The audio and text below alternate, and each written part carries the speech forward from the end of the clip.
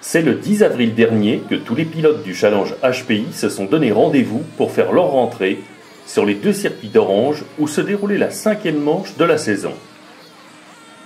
Une épreuve qui était attendue de pied ferme par tous les participants, après plusieurs mois d'interruption dues à des conditions météo défavorables.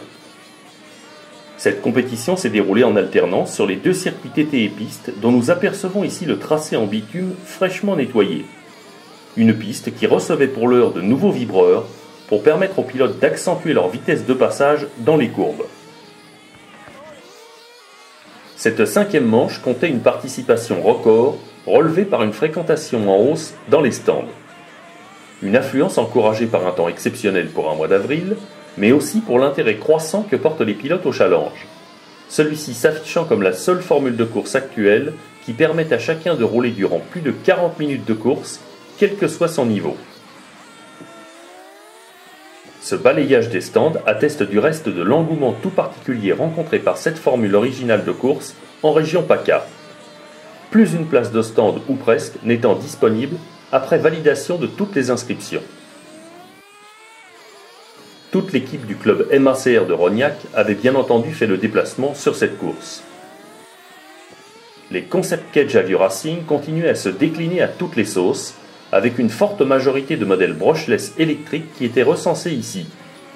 À bord des concept cage justement, la grande mode consistait à abandonner l'alimentation standard composée de 2 packs d'accu de 7,4 V au profit d'un seul pack unique de 14,8 V de marque Bionic.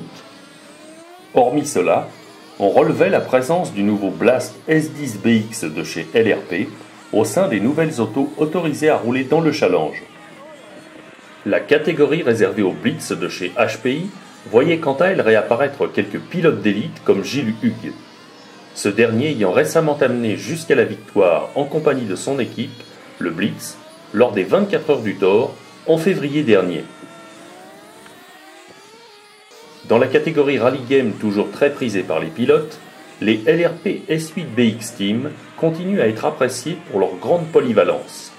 Si contre, les deux autos de Thierry Sesma et d'Alain Durand, toujours magnifiquement préparés aux petits soins.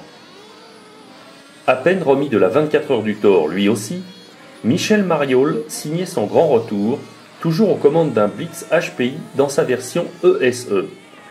Un châssis qu'il semble particulièrement affectionné pour sa résistance et ses performances, tant en piste qu'en tout terrain, puisque Michel fait partie de ces pilotes qui cumulent plusieurs catégories dans le challenge.